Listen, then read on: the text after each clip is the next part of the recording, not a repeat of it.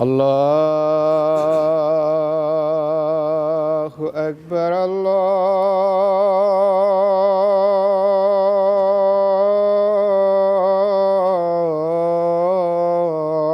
الله أكبر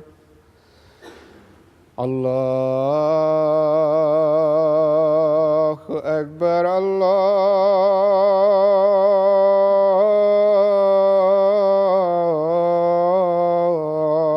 الله أكبر أشهد أن لا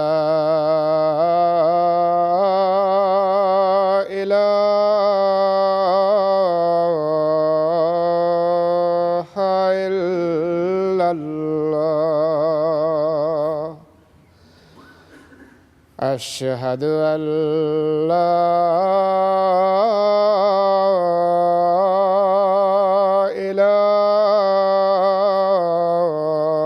إله إلا الله أشهد أن محمدًا رسول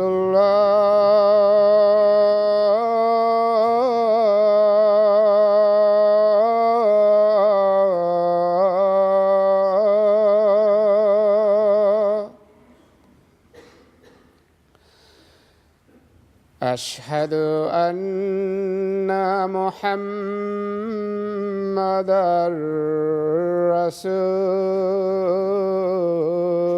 رسول الله حي على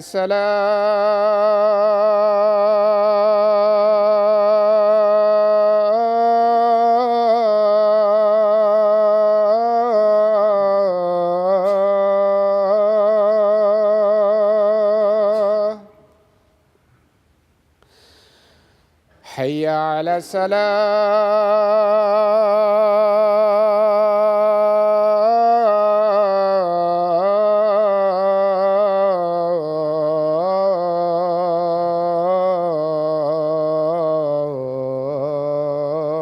الصلاة حي على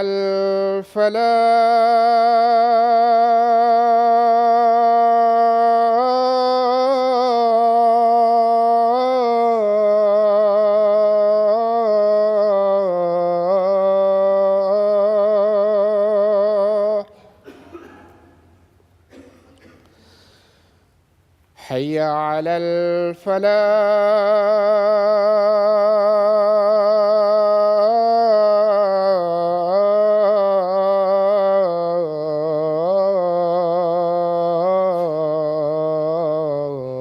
الفلاح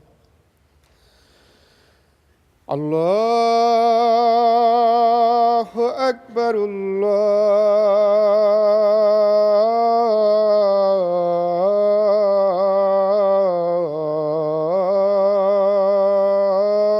الله أكبر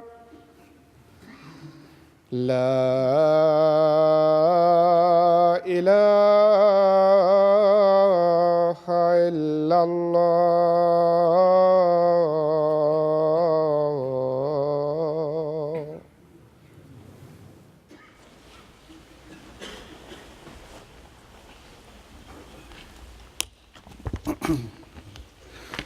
السلام عليكم ورحمة الله.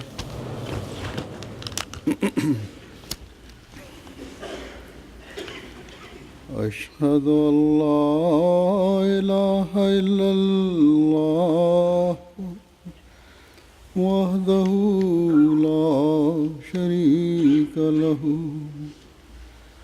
وأشهد أن محمدًا عبده ورسوله أما بعد فأعوذ بالله من الشيطان الرجيم بسم الله الرحمن الرحيم الحمد لله رب العالمين الرحمن الرحيم مالك يوم الدين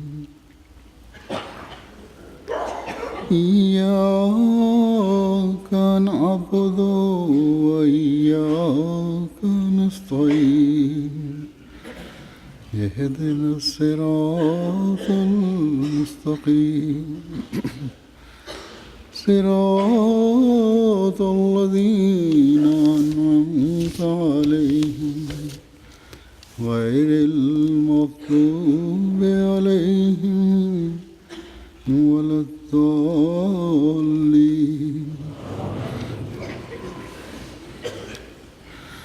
ولا تعصبن الذين قتلوا في سبيل الله أمواتا بل أحياء عند ربهم يرزقون فرحين بما آتاهم الله من فضله ويستبشرون بالذين لم يلحقوا بهم من خلفهم ألا خوف عليهم ولا هم يحزنون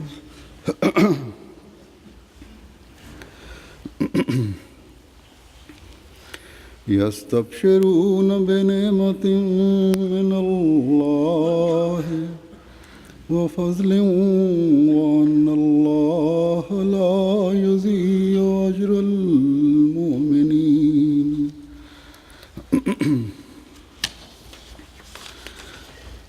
الذين استجابوا لله والرسول من بعد ما أصابهم القرح للذين أحسنوا منهم واتقوا أجر عظيم الذين قال لهم الناس إن الناس قد جمعوا لكم فاخشوهم فزادهم إيمانا وقالوا حسبنا الله ونعم الوكيل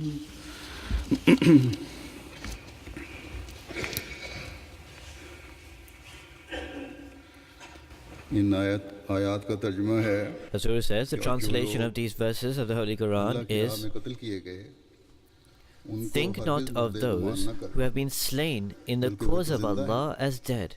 Nay, they are living in the presence of their Lord and are granted gifts from Him, jubilant because of that which Allah has given them of His bounty, and rejoicing for those who have not yet joined them from behind them, because on them shall come no fear, nor shall they grieve. They rejoice at the favor of Allah and His bounty, and at the fact that Allah suffers not the reward of the believers to be lost. As to those who answered the call of Allah and the Messenger after they had received an injury, such of them as do good and act righteously shall have a great reward.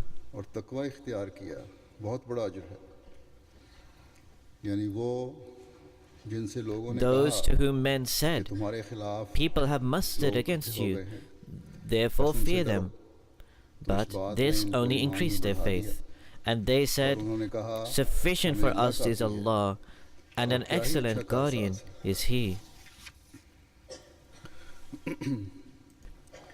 Hazur says that in particular in Pakistan, and also those that are influenced by them in some other countries, the mullah and the government believe that by forming legislation against Ahmadis, उनको शहरी हुकूक by से depriving महरूम them करके of their civic rights, उनके लिए हुकूक इंसानी by usurping के their her every कानून human को right, पसे पुष्ट डालकर उनको दहशतगर्दी का by making निशाना them targets of terrorism, अहमदियों को कत्ल by करने giving की everyone a हर license एक को to kill Ahmadis खुली छुट्टी freely. देकर ये लोग They अहमदियत को खत्म believe कर they देंगे। can eliminate Ahmadiyyat. लेकिन However, ये इनकी this भूल है। is their mistake. अहमदियत खुदा ताला For Ahmadiyyat is that tree that was planted by God the Exalted. No human endeavor or power can eradicate it. जिसके फलने फूलने की And Allah the Almighty had given the glad tidings regarding the flourishing of Ahmadiyyat. In one revelation to the promised Messiah, on whom be peace, it states, Bushra laka Ahmadi, anta muradi, wa ma'i, gharastu laka kudrati biyadi. That, O my Ahmad, good news to thee, thou art my purpose and are with और me. मेरे साथ है I have planted the tree of thy honor with my own hand. बस ये जमात को खत्म करने की इंसानी Thus, कोशिशें there तो may बेशक हैं, exist human endeavors to eliminate Ahmadiyyat, and these will continue to exist. लेकिन इन कोशिशों से However, Jamaat Ahmadiyya can never be destroyed as a result of these human endeavors. जब ये इल्हाम हुआ At the time of this revelation to the promised Messiah alayhi salam, on whom be peace, there were but a few people who had the honor of taking his bayat, of pledging allegiance to him. आज Today we witness the promise of Allah the Almighty fulfilled in a most spectacular and glorious manner. For Jamaat Ahmadiyya has spread to 200 countries of the 200 world. ममालिक तक फैल चुकी है मुखलसीन की ऐसी जमातें Such कायम हो चुकी Jamaats or communities of sincere and righteous people have formed, which astonishes one who observes them. उस इब्तदाई ज़माने से लेकर Is it possible that the progress of the Jamaat from that early period until today, despite the repeated and constant efforts of the oppositions, which includes opposition from governments, could all of this progress have occurred through human endeavors? This alone should be sufficient proof for the truthfulness of Ahmadiyyat. अगर किसी में That is, अक्ल if one possesses wisdom and is आँखों not पर blinded तासुब की with पट्टी न prejudice. बंधी हो। हज़रत मसीह मौद अलैहिस्सलाम ने भी The promised Messiah, peace be upon him, has also spoken on this issue. He says some people come forward and they say that Allah the Almighty has informed us through dreams, or we have received a revelation that Mirza Sahib is a liar. बल्कि गैर मज़हब वालों In fact, the promised Messiah, peace be upon him, has even given the example of people of other religions who claim that Allah the Almighty has informed us that our religion is true and Islam, God forbid, is false. The promised Messiah, on whom be peace, says further, yet there are numerous other people who have taken the bet, the Pledge of Allegiance, and they testify that Allah the Almighty has told us, Allah the Almighty has guided us, that the claim of this person to be the Messiah and the Mahdi is truthful. In fact, today there are numerous people who take the Pledge of Allegiance through the guidance they receive through dreams.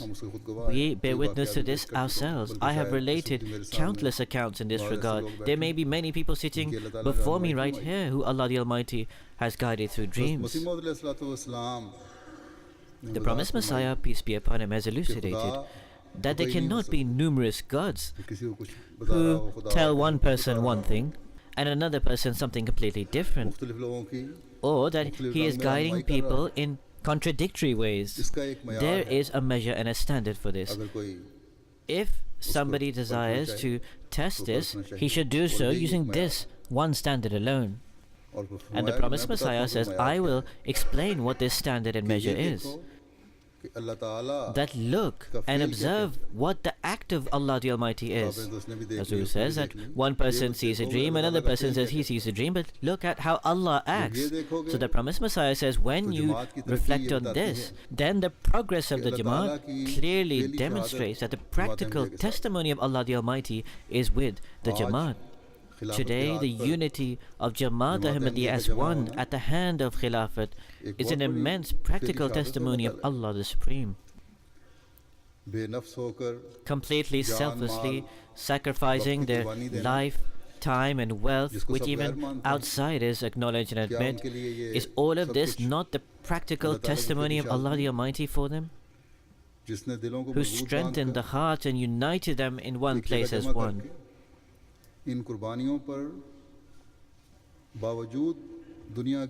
Despite continuing to endure the persecution of this world, they are inclined towards these sacrifices. Therefore, the strength of the Jamaat, the spreading of the Jamaat, and the progress of the Jamaat cannot be hindered through the efforts of the opposition.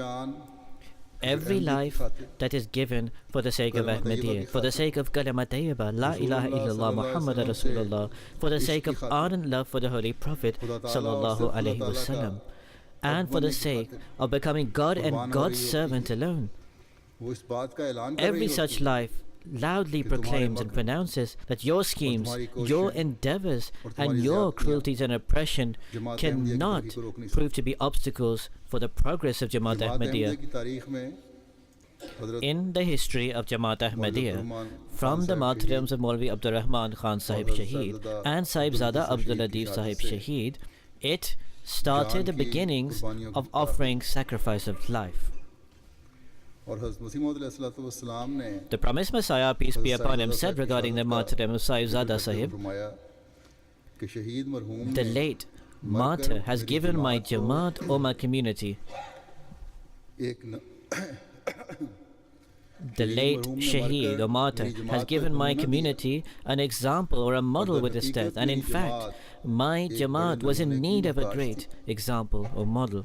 The promised Messiah, on whom be peace, says further, in continuation of the same topic, says, thousands upon thousands of thanks be to Allah the Exalted that there are such members amongst the members of the Jamaat who with sincerity of heart have believed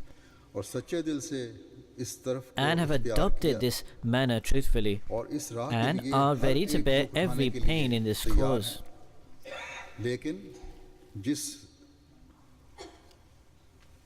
नमूने पर जो नमूना इस जवान मर्द यानी साहिबजादा साहब. However, the kind of model which this gallant person, that is Sahibzada, has demonstrated are as yet unseen in the Jamaat. May Allah the Exalted teach that faith to everyone and grant that steadfastness of which this late martyr has presented as a model. Allah Ta'ala ने हज़रत मसीह मौऊद अलैहिस्सलाम की Allah the Exalted accepted this prayer of the promised Messiah, peace be upon him, mentioned in the latter sentence, and granted steadfastness to many a people through which they offered their lives for the cause. The Ahmadis of Pakistan most of all continued that sequence of martyrdoms from the first martyrs, and hundreds have offered their lives for the sake of the cause. Every martyr has displayed warmth of the faith and also steadfastness. Every martyr of Ahmadiyyat has his own splendor and glory with which they offer their life.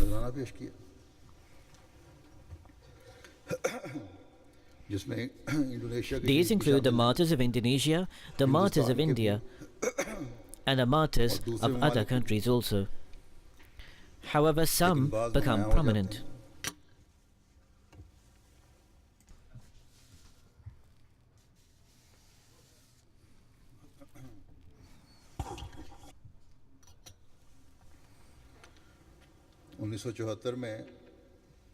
In 1974, 30 to 35 Ahmadis were martyred in the disorder and riots against Jamaat Ahmadiyya. However, some were martyred in a manner in which they were tortured again and again until finally they were martyred. Fathers and sons were martyred. Before a father, a son would be martyred, and right before a son, a father will be told that he should detract from Ahmadiyyat and will be tortured for this reason. कि अहमदियत से ताइब and they होते हो would या नहीं। not detract. और ये सब कुछ सिर्फ All लोग of नहीं this करें, was not carried out by just बल्कि general वहाँ की people. Rather, police the police सामने would खड़ी stand तमाशा by देखती होती। watching all of this.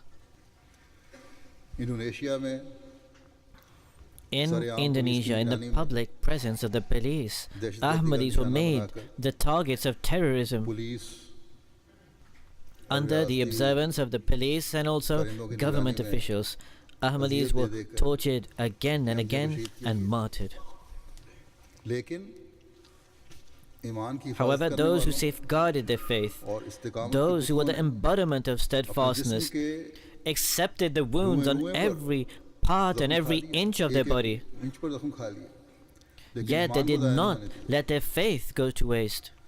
बस चाहे ये Thus, पाकिस्तान का whether it is the कानून हो law of Pakistan या or the law इंडोनेशिया का of Indonesia or the या law किसी भी of और मुल्क, any other country, अहमदियों की जिंदगियों को Ahmadis' तो छीन lives सकता can है, be taken away.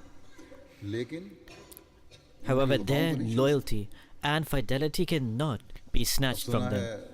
मलेशिया में भी Now नए I कानून have के heard जरिए that under a new Malaysia law में इस in कानून के जरिए Malaysia that is being सख्त आ रहा formed. है, बल्कि In fact, it has आ चुका already है। उन्होंने been भी एक नया implemented कानून as a बनाया new है। law. This is what is तैयार हो रहा surfacing. है।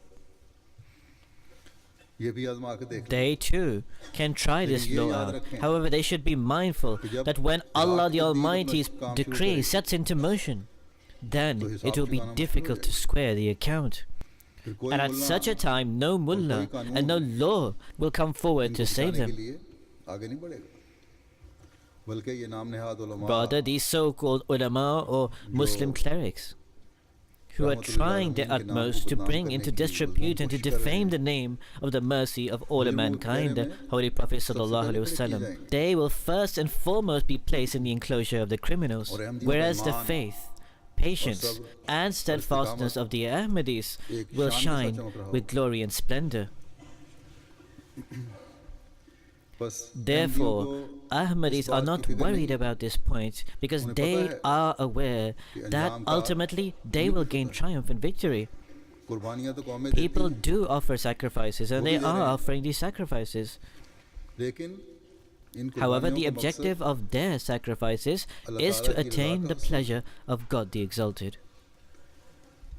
इसलिए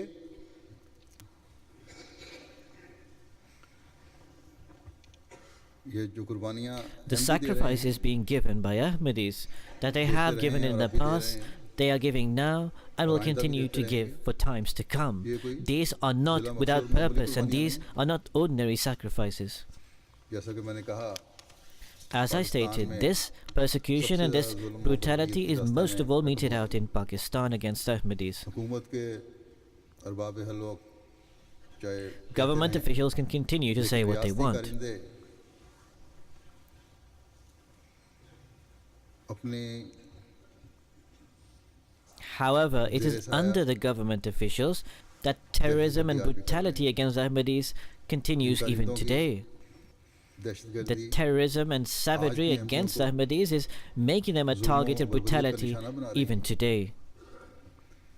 गुज़श्ता दिनों रब्वा के A few days ago, police एहलकारों ने officers in Rabwa, which included the in charge of the Rabwa police station and the assistant.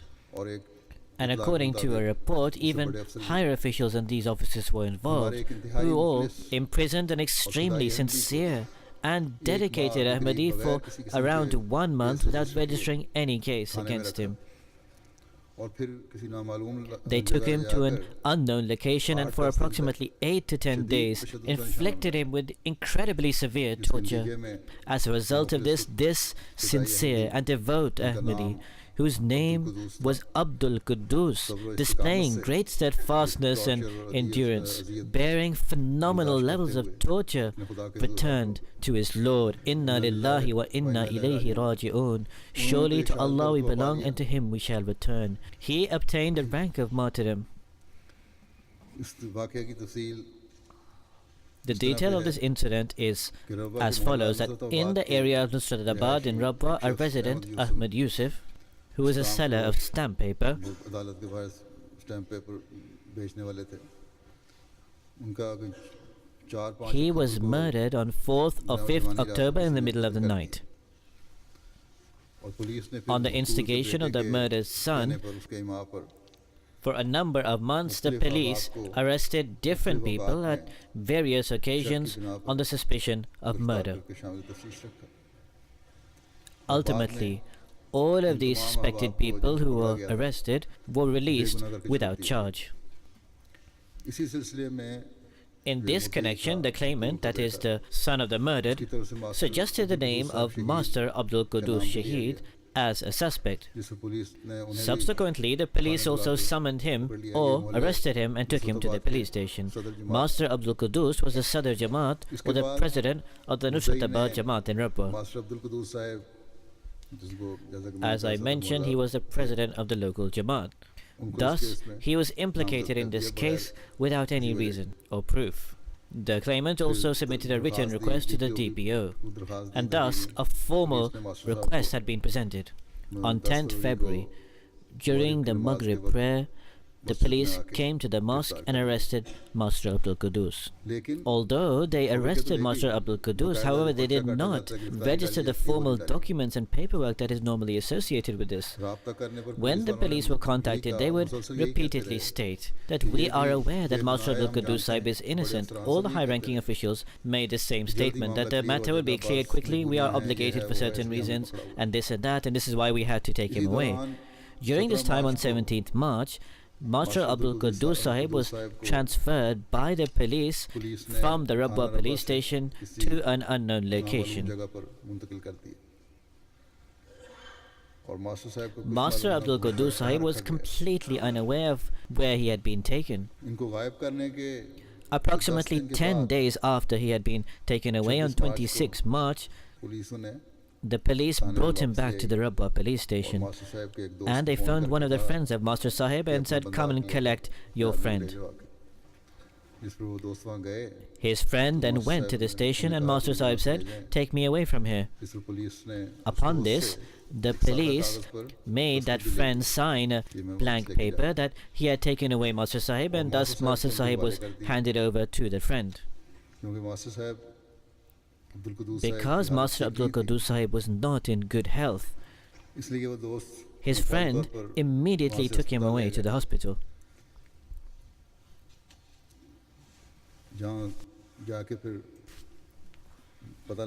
It subsequently transpired that in the first 2-3 days when the police took Master Sahib away, they inflicted him to extreme torture, due to which his health deteriorated. He had blood in his stools, he was also vomiting blood, and also his kidneys were adversely affected. Master Sahib informed during a conversation. At the time, although he was in consciousness, however, he was suffering from severe internal injuries. He informed that in the darkness of the night, some police officials took him away to a location that was a 5 or 6 hour drive. Hazrat says that because there are dirt roads there, even if the distance is shorter, it seems longer. So he says that he took him to an unknown location which was completely deserted. He was inflicted to severe and extreme torture. The police officials kept on saying, whilst beating and torturing him, that name any office holder of the Jamaat who is involved in this murder. You are an office holder, thus if you disclose the name of another office holder, we will set you free. They tried to make him sign a piece of paper. The police officials suggested some name of some Naziran, some directors, and also some other office holders. Master Sahib did not sign. Whilst the police were inflicting torture and brutality against Master Sahib, they would say that this is the first time that we had got hold of an office holder. In the past, such people would somehow be set free, and then they would continue the torture. Whilst they were torturing Master Sahib, these officials would use utterly profane, inappropriate and abusive language against the Jamaat, the promised Messiah ﷺ, and the Khulafa. As a result of the severe torture, Master Abdul Qudus Sahib's health severely deteriorated. As I stated, he was vomiting blood. The police halted the torture, gave him some medicines and some other treatment, and when his health improved somewhat, the police returned him to the police station and handed him over to his friend. Master Abdul Qudus Sahib was admitted in the Fazl-e-Umar hospital and was continuously given blood infusion. One day before his martyrdom, on 29th March, he once again started vomiting blood after a 1 or 2 day break when he had not been vomiting any blood. His health deteriorated severely once again, and his lungs were also adversely affected. Consequently, on 30th March, last Friday, he fell unconscious, and in that state, he passed away. Inna lillahi wa inna ilayhi raji'un. He had been shifted to Hadhrat Institute. Before his death, he had been scheduled to undergo dialysis. However, the torture inflicted by the police resulted in internal injuries. Due to this, he was unable to survive, and he obtained the status of martyrdom.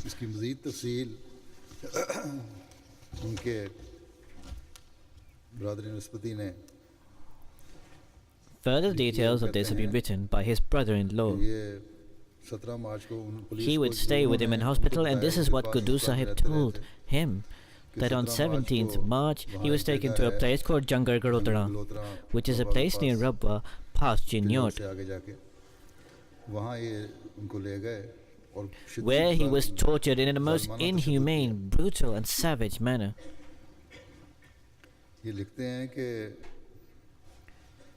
He writes that Master Abdul Qudus Sahib told him,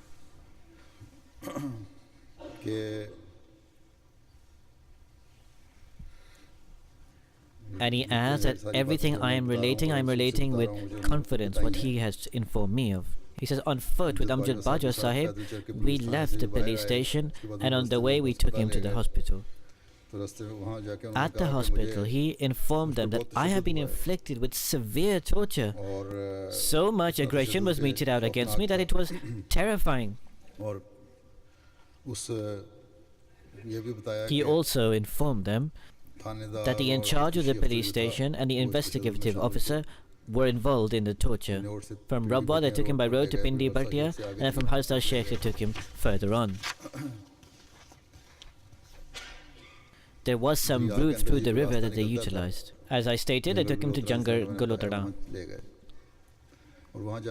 He said there, the police official imprisoned me. After a short duration, they removed me from there. There were people sitting in a circle on chairs, including the police officer in charge from Rabwa, the investigative officer, the local police officer in charge, and also the DSP. They were all seated in a circle upon chairs. There was a paper in their hand. They said, "This is your statement, sign it." This statement was against the central offices in Rabwa and also the Sadr Amumi. I responded that this is an incorrect statement, why should I sign it? Upon this statement, it said that such and such people were involved in the murder and instigated it. They said, if you sign this paper, we will set you free. He said, I refuse to sign it, because he said, this is not my statement, and nor did the events come to pass in this manner, then how can I do this? They then started threatening me. If you sign this yourself, they said, you will be freed. Otherwise, we will force you to sign it. Master Sahib relates that after refusing twice, two of those who were standing near me, they threw me to the floor and started hitting me. After this, they acted extremely aggressively, brutally, savagely, and tortured me. And they repeated their demands and utilized different means of torture. Masroor says he has utilized different words to explain the different techniques of torture he utilized. For example, using a wooden roller, dragging him with a rope, and other means of torture. In any case, they would lie him down and use a wooden roller that is used. It is very large and quite heavy. That would be rolled over the body. In the same way, he would be tied with a rope and dragged. They also forced him to stay awake. As soon as he would fall asleep, he would be awoken and beaten up. There was also there present an infamous villain, robber and vagabond. He was also present with them. There is a police object which is covered in abundance with leather, which was used to hit. And they said if they beat that infamous villain 5 times, they would beat me 25 times. Once his health declined, and in a nearby village, Harsa Sheikh, he was given some injections and also some medicines. When his health returned somewhat, they once again re-instigated the torture. He said the police in charge was also involved, and they would use abusive language. They said, call your seniors from London, from Rabwa, etc. to save you. They would also abuse the holy and saintly people of the Jamaat. He says, I was extremely pained hearing the abuse. I could endure the torture, but not the abusive language against the Jamaat.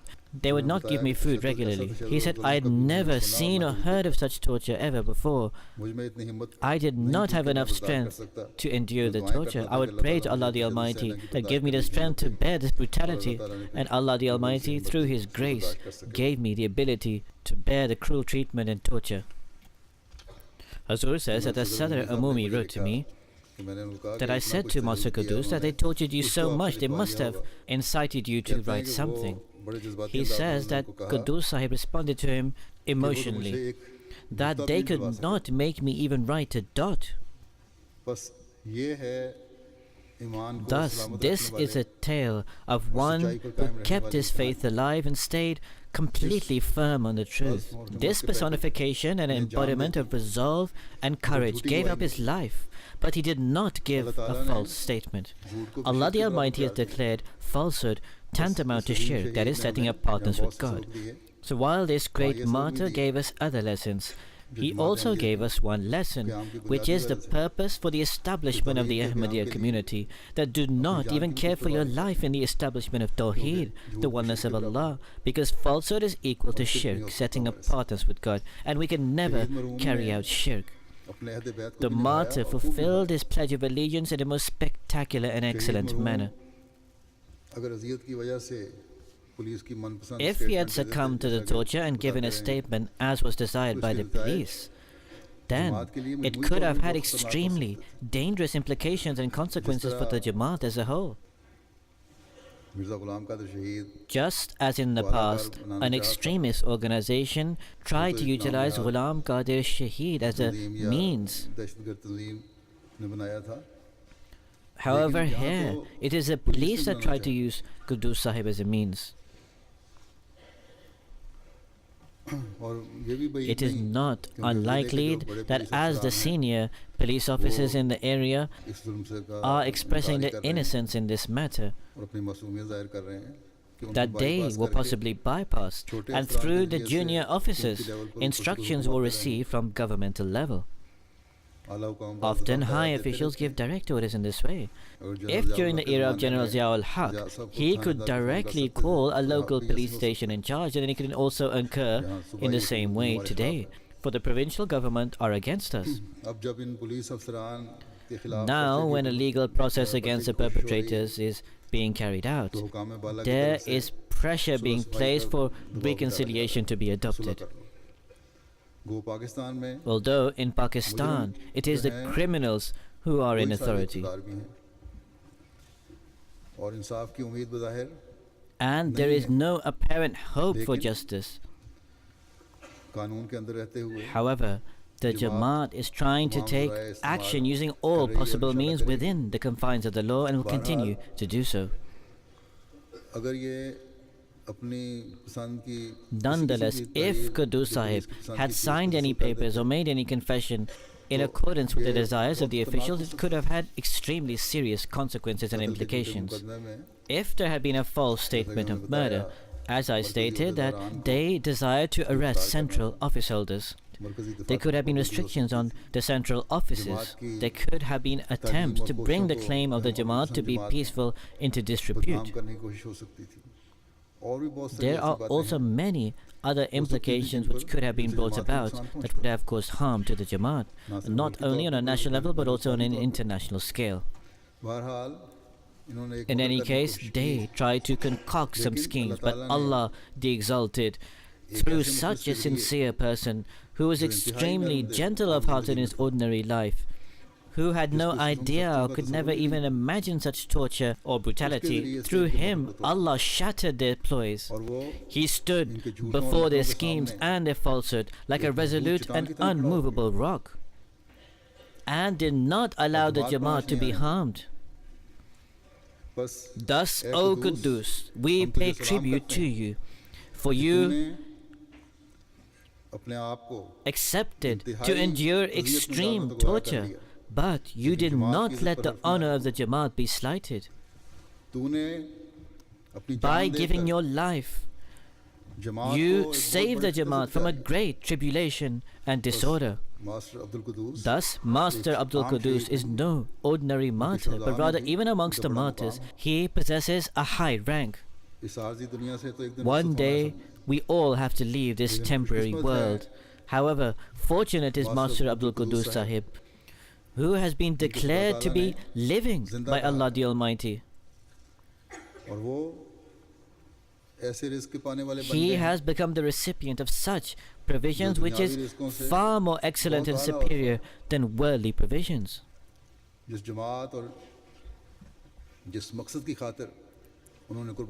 In terms of the purpose for which he made this sacrifice, he will discover the true glad tidings of this in the hereafter.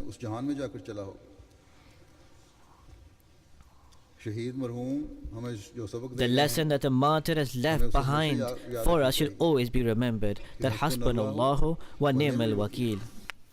That sufficient for us is Allah, and an excellent guardian is He.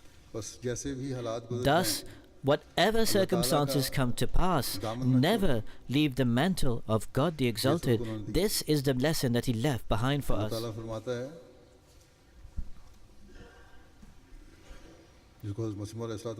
Allah the Almighty has said, and the promised Messiah ﷺ has explained this in these words, that the people of the world can never harm you if you have a strong connection with God the Exalted. These people who in their presumption abuse Ahmadis, use inappropriate and profane language for the promised Messiah, on whom be peace, injure our sentiments and our feelings, are joyous when we are tortured.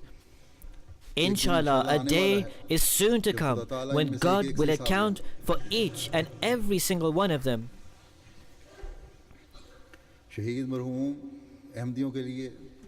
The martyr has left a message for the Ahmadis in Pakistan in general, and for the Ahmadis of Rabwa in particular, that undoubtedly it is the duty of every Ahmadi to respect the law and the governmental officials.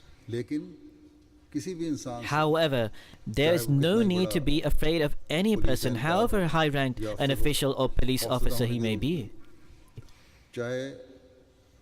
Whatever persecution and cruelty they inflict us with, if an Ahmadi should be afraid of anything, it should only be the fear of one being, and that is the fear of God. The police officials in Pakistan only appear to enforce themselves on those who respect the law.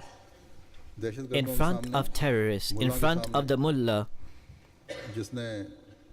such people who are going to utilize extremism and carry out disorder, who are going to challenge them, who are going to blow them up with bombs, they are scared witless. Recently, there was a gathering of non-Ahmadi friends who had come from different backgrounds. One person said to me that it is a hallmark of your Jamaat that every single person has taken the Ahd-e-Bayt, the pledge of allegiance. Whatever you say to them, they obey, and they are prepared to act upon. In the context of the changing circumstances in Pakistan, why do you not take any practical steps? I explained to him that we cannot be a part of the political process, because the law of Pakistan states, in order to come into politics, first declare yourselves as non-Muslims, then become a part of the democratic process where you have the right to vote. And we can never do this, and neither can we ever contemplate it. Secondly, in terms of displaying one's strength or force on the streets, or adopting extremism or terrorism, such ways also we shall not follow. For we are law-abiding citizens.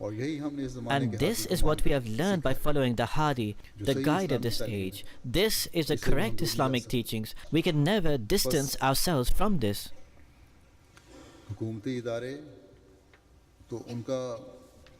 Therefore, the governmental organizations side with those who are extremists, or are afraid of those who are extremists, who have the strength on the street to come out on the streets using force. In the same vein, politicians listen to such people This is why Ahmadis are deprived of even their due rights. I explained to him that in terms of the bay'at, the pledge of allegiance, it is due to it alone that Ahmadis quietly go on sacrificing their life, wealth and properties. They never take the law into their own hands. Nonetheless, inshallah, God willing, a time will come when these very people will be compelled to respect and honor Ahmadis. Although today they are making us targets of cruelty and persecution, they may receive some respite from God the Exalted, but the wrath will descend eventually. Thus submit before God the Almighty alone and seek help from Him, and await for the all-dominant decree of Allah the Almighty. With reference to the matter of respected Abdul Quddus Sahib, some police officers have said that criminal proceedings will be brought against the perpetrators, but on the other side, pressure is being applied against them. May God the Almighty enable the eye of justice to be illuminated. If this does not occur, then at a moment where it is being said that government workers carried out this persecution, but it is limited to them. Government officials and the government have nothing to do with this. This is what they claim when a hue and cry was raised. But if this justice is not carried out, this would mean that the entire government machinery is involved in this state-sponsored terrorism.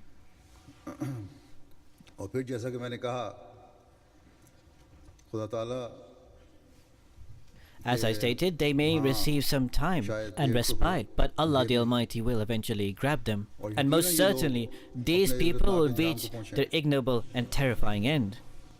They will never succeed in their jealous attempts and desire to destroy the Jamaat. Inshallah, God willing, the Jamaat will continue to progress. The fact that the Jamaat has spread to 200 countries of the world is a result of those who have sacrificed their lives. Thus, as a result of every sacrifice, Ahmadis should become strengthened in this belief even further, that this is drawing our day of victory nearer. The greater the sacrifice, the quicker can we hope and expect of God's grace and blessings.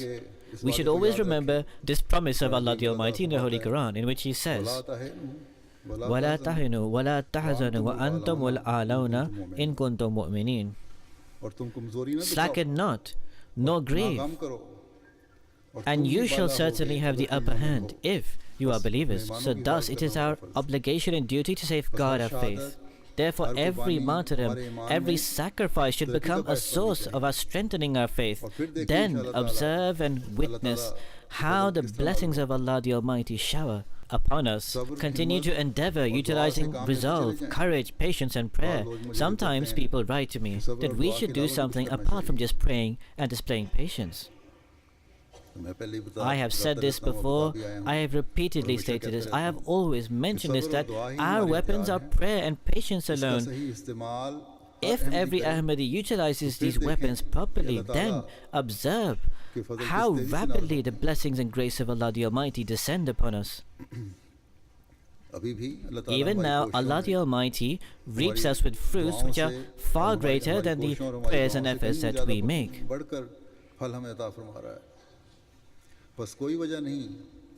Therefore, there is no reason for us to become grieved or frustrated.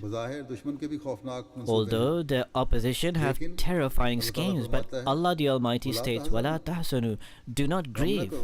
Inshallah, all the schemes of the enemy will be entirely obliterated. Jealous desires of the enemies will never come to pass to destroy the Jamaat. Indeed, their corners will gradually go on cutting. And they are cutting. And many sincere and righteous people from amongst them will continue to join the Jamaat. Therefore, every sacrifice inclines us and should incline us towards this fact, that in order for us to transform from a minority to a majority, Allah the Almighty has brought about another leap through every sacrifice, and a martyrdom such as Quddus Shaheed becomes a source of hundreds of leaps, and inshallah it will do so. Our reaction is neither one of frustration and nor one of aggression or extremism. We have complete and perfect certainty and belief in the promises Allah the Almighty made to the promised Messiah alayhi salam. In fact, we witnessed them fulfilled. Allah the Almighty has inculcated the Jamaat that along with patience and prayer to go on carrying out their endeavors. It is in such a state that the promise of victory has been made. Thus, who can snatch our destiny from us, which Allah the Almighty has decreed? We should pray that our impatience and our weakness of faith may not distance our destined success from us.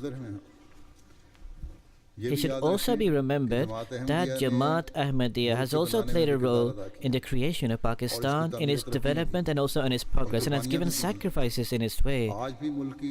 Today it is the prayers alone of Ahmadis that are saving Pakistan, and indeed which can save Pakistan.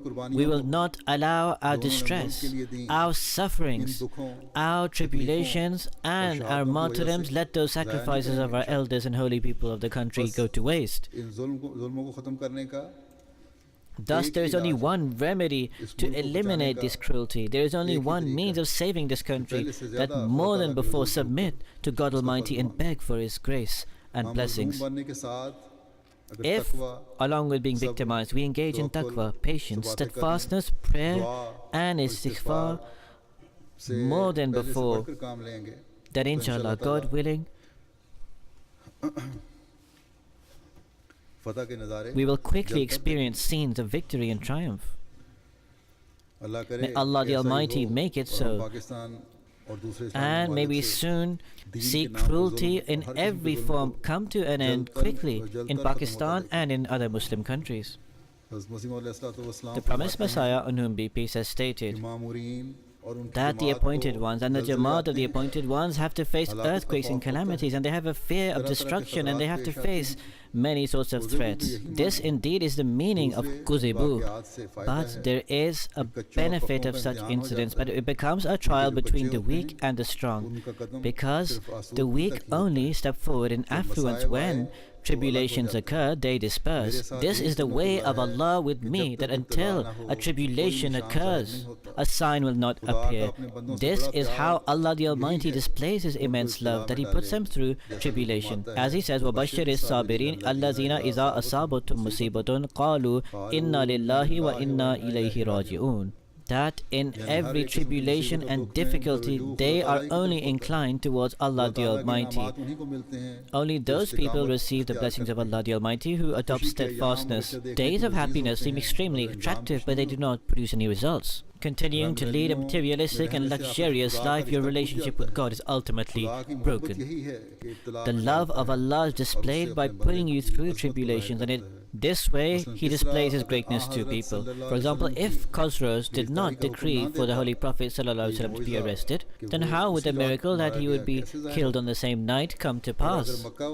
And if the people of Makkah had not evicted him, then how would the proclamation of Inna fatahna laka fatahum mubin, that surely we have granted thee clear victory, be fulfilled? Every miracle is linked to tribulation. Allah the Almighty has no link to people who lead lives of negligence and comfort. If you obtain success upon success, then humility does not remain in you at all, whereas this is what pleases God the Exalted. Thus it is necessary to produce horrific and dreadful circumstances.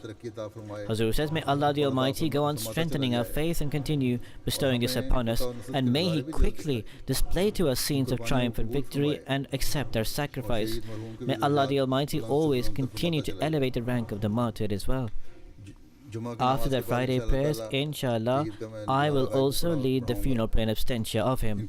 Briefly, I will also present some details relating to his life. His father's name was Mir Mubarak Ahmad Sahib. He is from Sialkot. The origins of Ahmadiyyat and his family is from his paternal great-grandfather, Mir Ahmad Yar Sahib radiallahu ta'ala anhu, may Allah be pleased with him, who was from Gujranwala. He took the bed at the hand of the promised Messiah ﷺ and was a Sahabi, a companion. Similarly, his paternal great-grandmother, Muhtarama Mehtab Bibi Sahiba, was also a female companion of the promised Messiah, on whom be peace. Master Abdul Qudus Sahib Shaheed was born in 1968. He was a born Ahmadi. With the grace of Almighty Allah, he was a Musi. At the time of his martyrdom, he was 43 years old. He had obtained education until the FA qualification and then undertook a PTC course, and then became a teacher as a result. He was married in 1997 with Rubina Quddus Sahiba, daughter of Master Basharat Ahmad Sahib of Gujranwala. As I stated, he was a school teacher by profession, and he had served for almost 20 years in a government school. He would teach also in Darul Shamali in Rabwa. The teachers who worked with him said that he was an extremely hard-working and honest person. Before moving to Nusratabad, he lived in the area of Darul Rahmat Sharqi.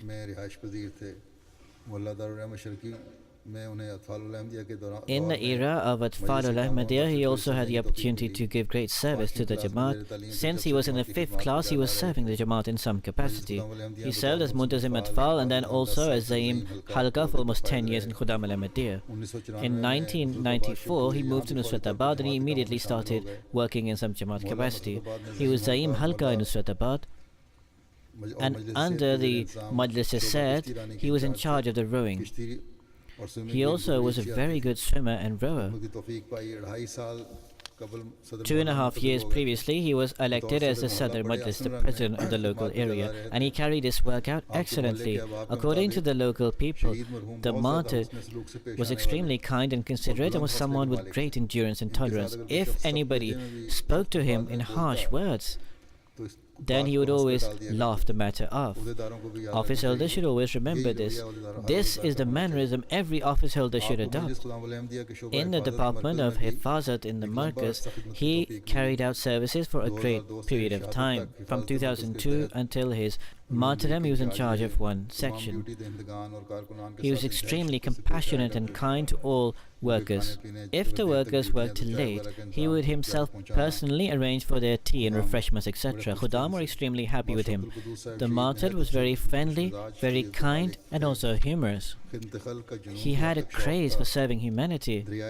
Whenever anyone drowned in the river Janab, without distinction between an Ahmadi and a non-Ahmadi, he would spend day and night trying to recover the dead body. He would not rest until he found the body. From childhood until his death, he was unable to serve in different capacities in the Jamaat. The martyr was a personification of obedience. He was extremely considerate of being respectful and showing reverence to Jamaat office holders. From his student days, he had great enthusiasm for taking part in sports. He was a good player of kabaddi, hockey, football and rowing, etc. I have noticed that during his duties, because he has also given duties alongside myself, so he had no enthusiasm to come in the forefront or in the public view and carry out his duties for show. Some people, despite being in charge, desire to come in the forefront. He would always stay in the background and put the workers under him in the forefront. His respected mother desired for him to go Jamia, but he was unable to fulfill that desire. The wife of the martyr has related that he was extremely friendly, cordial and kind, one who was compassionate and took care of all of us. He never displayed severity upon us, and despite hardships and difficulties, he always shared in the happiness of his relatives. One day before his martyrdom, he advised his children to be steadfast, to display resolve and to stay close to Khilafat. May Allah the Almighty enable this to permeate in his generations. In the letter written by his wife to me, she has written that my husband often used to say to me that you will remember me. In other words, he knew something was going to happen to himself. In his last moments, he also advised this, that take care of my mother, take care of my children and my family. They will naturally remember him. But we, the people of Rabwa, should also promise this, that we do not forget those who have bestowed a favor upon us. Most certainly, this is a great favor that he has given to the Jamaat, and the Jamaat never forgets his benefactors, so therefore we shall always remember him. I spoke over the phone with his mother, who is quite elderly, but she displayed great resolve, and there was no hesitation there. MashaAllah, the children also Despite their grief for asking me of my well-being, I also spoke to the wife. She was also greatly patient and steadfast. May Allah the Almighty grant all of them steadfastness and resolve and be their helper and guardian.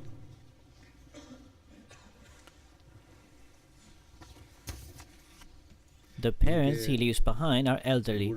His father lives here in Holland. However, his mother lived there with Kudu Sahib. Similarly, I mentioned his wife already. Then he leaves behind a son who is of 14 years old, Abdul Salam, who is a student of the 8th class. Abdul Basit is 13 years old and is in the 7th class. Abdul Wahab is 5 years old and he studies in class 1. And he leaves behind one daughter, Adiyatul Quddus, who is 10 years old and studies in the 4th class. May Allah the Almighty be the helper and support of all of these children as well. Inshallah, after the Friday prayers, I will lead the funeral prayer in absentia of the martyred.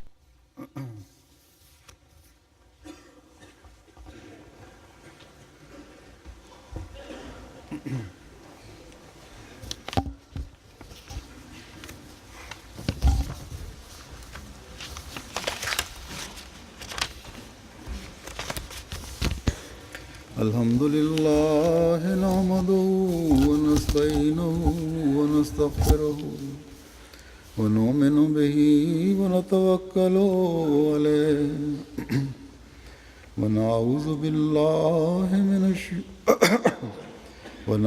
بالله من شرور أنفسنا ومن سيئات أعمالنا من يهده الله فلا مضل له ومن يضلل فلا هادي له ونشهد أن لا إله إلا الله ونشهد أن محمدا عبده ورسوله عباد الله رحمكم الله إن الله يأمر بالعدل والإحسان وإيتاء ذي القربى وينهى عن الفحشاء والمنكر والبغي يعظكم